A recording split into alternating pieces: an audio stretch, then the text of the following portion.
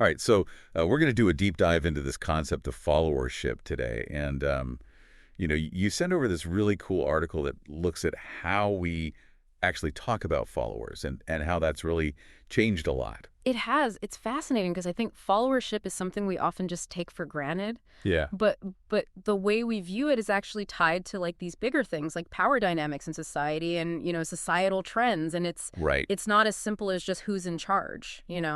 Exactly. And the paper takes us all the way back to like the 1900s to look at how people viewed followers then. And it's so Arms. different than how we think about it now. It really is. I mean, back then it was really all about efficiency. Yeah. And, followers were seen as basically just cogs in a machine. Right. They were just there to execute. They weren't really there to like think or question things or Right. It's that very much like that old school controller style of leadership where everything was about Yes. top-down orders and just keeping things running smoothly. Yeah. Exactly. And if you think about some of those classic management theories you might have heard of, like, Maslow's hierarchy of needs or McGregor's theory X and Y, I mean, they were all about understanding how to motivate employees to just perform in a very specific way. Okay, so we've got this picture of like followers in the early 1900s being pretty passive. Right? And then the paper takes us to like the 60s and 80s and things start to shift a little bit. Yeah. It becomes less about controlling people and more about understanding their needs. Exactly. This is what the paper calls the therapist era. Oh, interesting. So suddenly there's this focus on like motivation and meeting those psychological needs of employees in Yeah. order to like boost performance and So it's fascinating how our understanding of followers has like evolved alongside all these like big shifts in management thinking. yeah. And of course we can't forget about, like the really charismatic leaders of the 80s and 90s, like the Messiah era. Oh yeah. It was all about like inspiration and, having this big vision that people could get behind. That's right. Yeah, and all of these different ways of thinking about followers are actually still kind of relevant today, Yeah. even if we don't always realize it. Right. And that's what this paper is really getting at. It's looking at how we talk about followership now in the 21st century.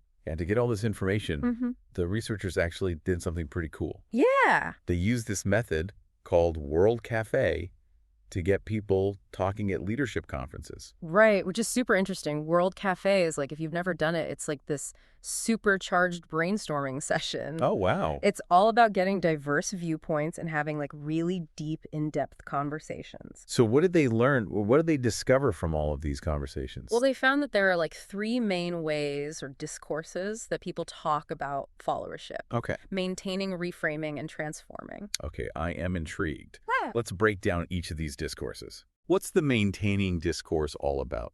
So maintaining, think of it as like the traditional view of followership. Okay. It's all about stability, order, and knowing how to follow the rules. Okay. Dependability and ethical conduct are really important in this discourse. So is it kind of like being a yes man or a yes woman? Always agreeing with the leader and never kind of rocking the boat? Not necessarily. The researchers actually found that there's this interesting tension No. within this discourse, especially when it comes to knowing like when you should follow the rules versus when you should actually speak up.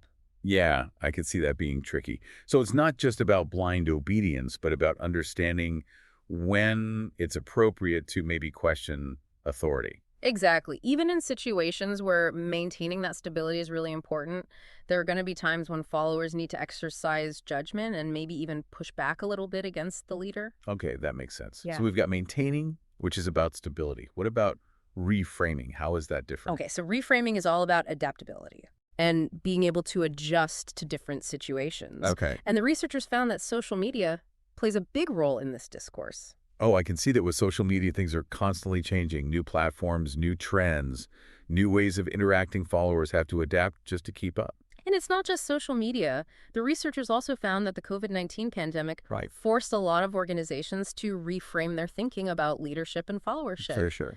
There was this sudden shift to remote work and way more emphasis on trust and autonomy. Yeah. It's like that old saying, necessity is the mother of invention. Right? The pandemic created this situation where everyone had to reframe their roles and figure out how to work together in this new way. Totally. Okay, so we've got maintaining, which is about stability, reframing, Yeah. which is about adaptability.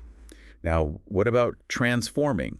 This one sounds especially interesting. Yeah, this is where things get really dynamic. Yep. Transforming is all about followers being active collaborators and even initiators of change. It's about taking ownership and working with leaders not just for them.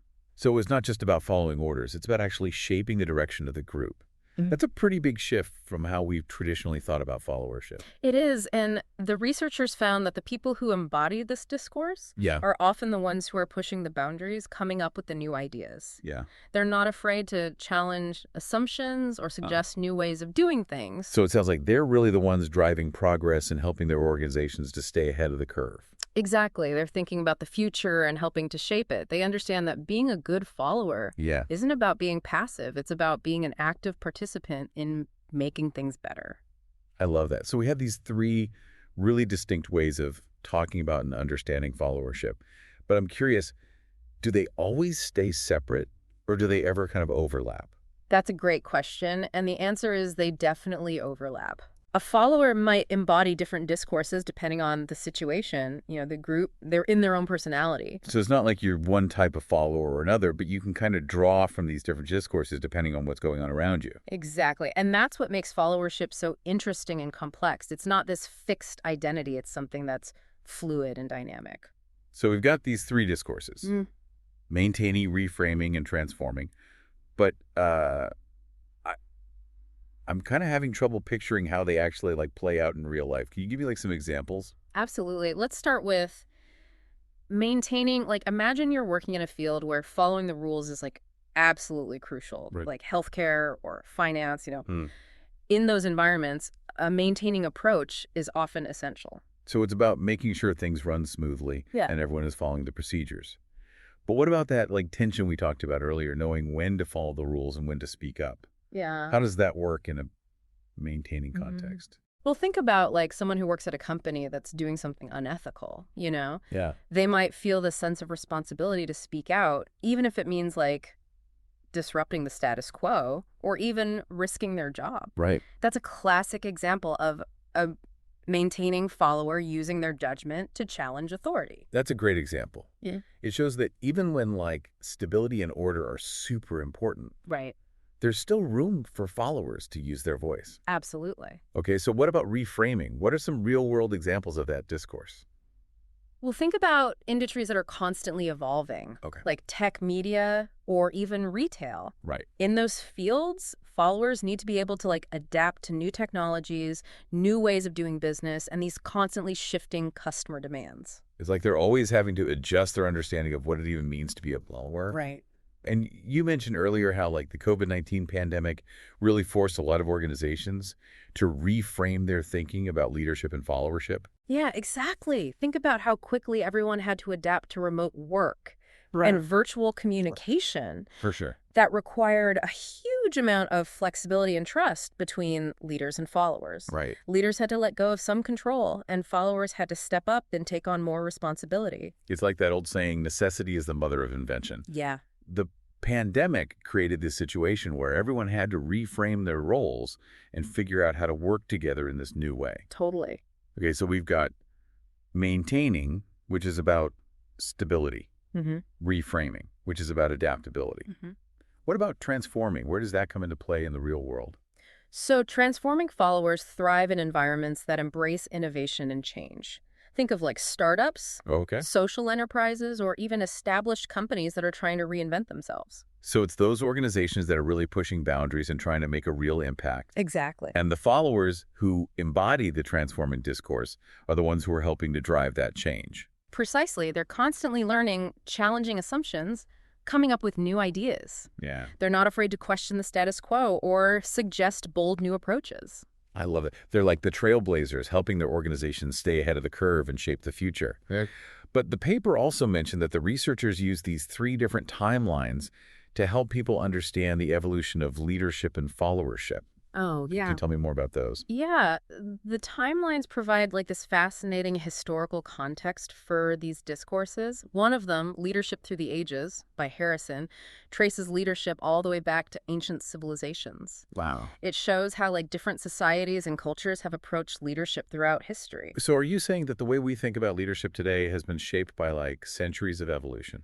Exactly. For example, in some ancient tribal societies, Yeah. leadership wasn't about power and control. It was more about like wisdom, community building, and spiritual guidance. Ah. Very different from how we often think of leadership in a modern context. That's so fascinating. It shows how our ideas about leadership have been influenced by so many different factors throughout history. Mm. What about the other timelines? What do they focus on? Well, another timeline, Taxonomic Organizational Branching for Ancient Worlds versus Modernity by Markham, Okay. looked at how organizations themselves have evolved over time. Okay. And it highlighted the shift from like rigid hierarchies to flatter, more collaborative models. So it's like the way we structure and organize groups has also been evolving alongside our ideas about leadership and followership. Right. And this evolution is reflected in the transforming discourse, Yeah. where followers are seen as active collaborators and co-creators Right. rather than just passive subordinates. That makes sense. What about the third timeline? What was its focus? Okay, so the third timeline, important theoretical milestones in the evolution of the role of followers in leadership research by Ock et al., specifically trace the development of followership research itself. So it looked at how our understanding of followership as a concept has evolved. Exactly. It highlights the key research and theories that have shaped our understanding of followers, Yeah. starting with the early work of researchers like Kelly in the 1980s. So it sounds like the field of followership research is still relatively young It is, yeah. compared to leadership research. For a long time, followership was largely overlooked, but in recent decades, there's been this like surge in interest as researchers have recognized the crucial role that followers play in leadership dynamics. And this paper we're discussing is a great example of that growing body of research. Totally. It's really pushing us to think about followership in new and exciting ways. Mhm. But with all this talk about the past and present, I'm also kind of curious about the future. Yeah, How do you think these discourses might evolve in the years to come? that's a great question. The researchers suggest that future research should explore how like social power dynamics, Okay. like gender, race, and socioeconomic status might shape followership discourses. So it's about understanding how those power dynamics influence the way we perceive and talk about followers. Exactly. And as we strive to create more inclusive and equitable workplaces, Right. it's crucial to consider how these power dynamics might be impacting followers from different backgrounds. It makes you wonder if we might even see new discourses emerge that specifically address those power dynamics Yeah. and redefine what it means to be a leader or a follower in a more like equitable and just world. That's certainly a possibility. As the world becomes increasingly interconnected and complex, Right. we might need new frameworks and new language to understand how groups can work together effectively and achieve common goals. This has been a fascinating exploration of followership discourses. Yeah. It's really made me appreciate how complex and nuanced the role of the follower is. Yeah. But also starting to wonder about the practical applications of all of this. How can we actually use this knowledge to be more effective in our own lives and work? You know, it's true, this has been like a really cool journey and through the history and evolution of followership. But now I'm thinking, okay, I get these different discourses, Right. but how do I like actually use this information? Right. You know, it feels like there's a lot of potential here to improve like how we work with people, how we interact with others. You hit the nail on the head. This isn't just some abstract academic theory. Right. This research has practical implications for all of us. Yeah. Whether we're leading a team, working within a company, Yeah. or even just like participating in our communities. So where do we even begin? Should I be trying to like figure out which discourse I fit into? Like, am I a maintaining follower? Am I a transforming follower? I don't think it's about like putting yourself in a box, you know? Right. Remember, these discourses are fluid, Right. and we can actually embody different aspects of each one depending on the situation. Okay. The key is to be aware of your own tendencies Oh, sure. and adapt accordingly.